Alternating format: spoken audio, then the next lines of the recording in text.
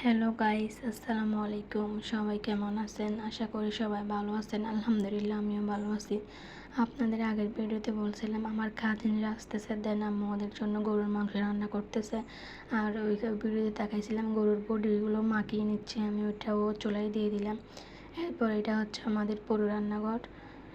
কিন্তু আমাদের রান্নাঘরটা কেমন আপনারা সবাই কমেন্ট করে জানাবেন।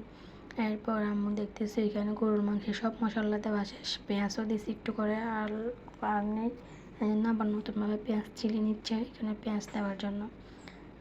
এরপর দেখতেছি সব কিছু রেডি করে আম্মু গরুর মাংস বসাই দিয়েছে। দেন দেখতেছি গরুর মাংস হয়ে গেছে, একদম শেষ পর্যায়ে চলে আসছে হওয়ার। এরপর দেখতেছি আব্বু মুরগির মাংস নিয়ে আসছে, মুরগি একটা নিয়ে আসছে, ওইটা আম্মু ভালো করে কুটে একদম কুটে নেবে। এরপর দেখতেছি কুটা শেষ। এরপর আম্মু পাগুলা চলে নিচ্ছে।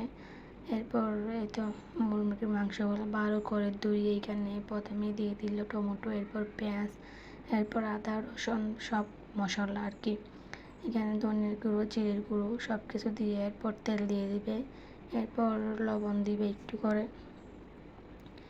এতে এভাবে আম্মু সবগুলা একের পর এক সব কিছু দিয়ে একদম ভালো করে হাতে মাখিয়ে নেবে। হাতে মাখিয়ে একদম কিছুক্ষণ রেখে এরপর চুলায় দিয়ে দেবে। এটা আপনাদের আর দেখাইলাম না।